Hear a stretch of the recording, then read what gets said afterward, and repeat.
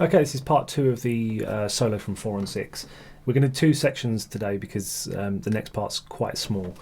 So the first bit, let's have a quick listen. It's basically the first time he does a rundown. So it's the C minor to F dominant, B flat minor to E flat dominant, A minor to D dominant, and then E flat minor to A flat dominant. Let's have a quick listen to what he played.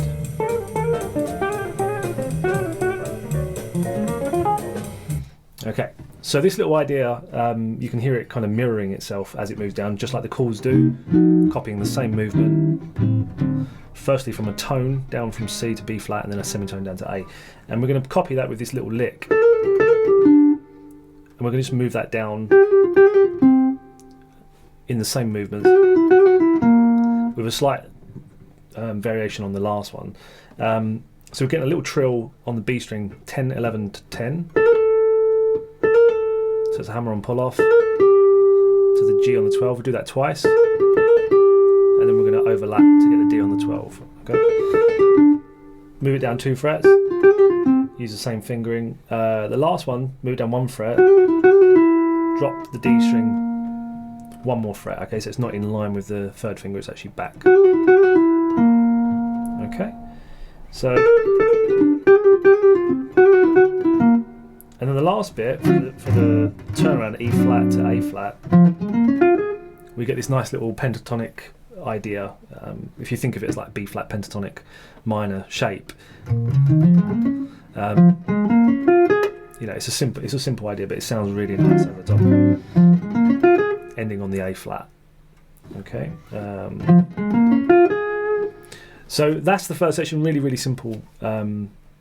Idea in that it's mirroring itself. It's a very Dorian sort of idea because he's using the 6 as the starting point, and then this note here, the D, it's obviously the 9 of the C, but it's actually the 6 of the F that it goes to. Okay, so you've got quite a lot of 6ths going on, which very, very cool sound. So by mimicking that and he brings it down, he just kind of adds a little bit of tension, and also what's going to come later when it goes to the A. Putting that B flat in not only alters the D chord to be a sharp 5, but it also hints at what's going to come. The E flat that comes, it's obviously the 5th of that. It's the minor 3rd of G. And obviously it's the 9 of the A flat. So there's a cool, you know, it's a cool use of that altered note. And this idea is just a really, really nice, movement using a tone above the A flat. So the next part, this is where it goes back to G for 3 bars, I believe. Before the turnaround happens, he does this really cool run on the G. This little idea, the first 3 note groups, it's the same pattern moved up 2 frets at a time. But what he's really doing is he's using a harmonic minor idea over G. This is the note B flat, D, and F sharp. And if you play that every 4 frets, it actually inverts itself. The same way a diminished chord does it every 3. But it's a bit of a jump, so he's kind of just thrown in the middle note basically. He just said if I go from here, 2 frets above is the halfway point. And it has context because of where it ends up, you know. So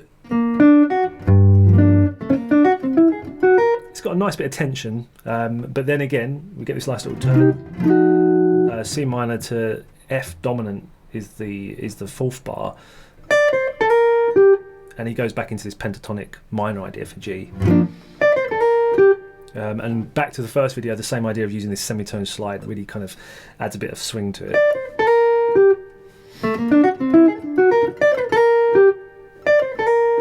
Okay.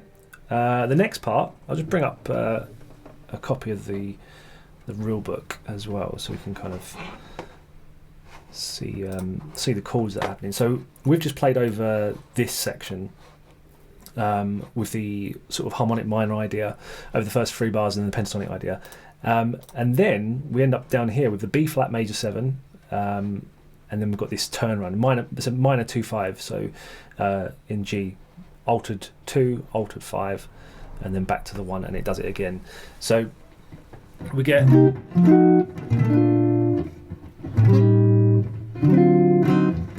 this kind of turnaround, very common in minor blues or minor progressions. If you ever see the altered minor and the altered dominant, you know you're playing in a minor key. And this is where a really nice pattern comes in. We get the first part is this little run, which is just a really nice sound.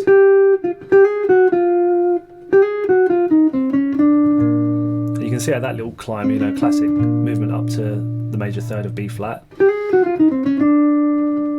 And then all of this that comes afterwards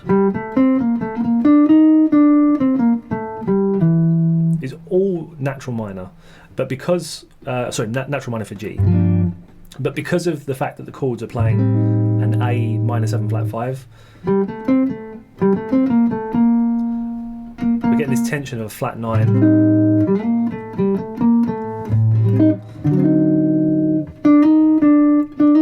And he's moving up to the flat 9 of the D.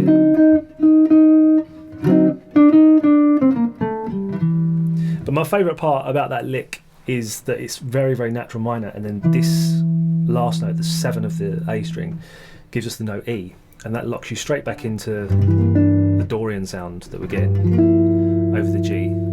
So it kind of, it can get a bit too gloomy, and then he's kind of pulling out that sort of that jazz element again.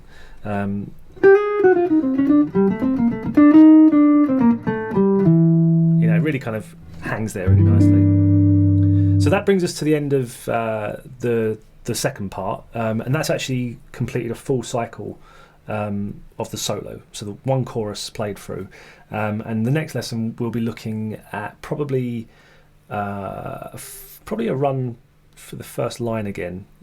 So we'll get eight more bars.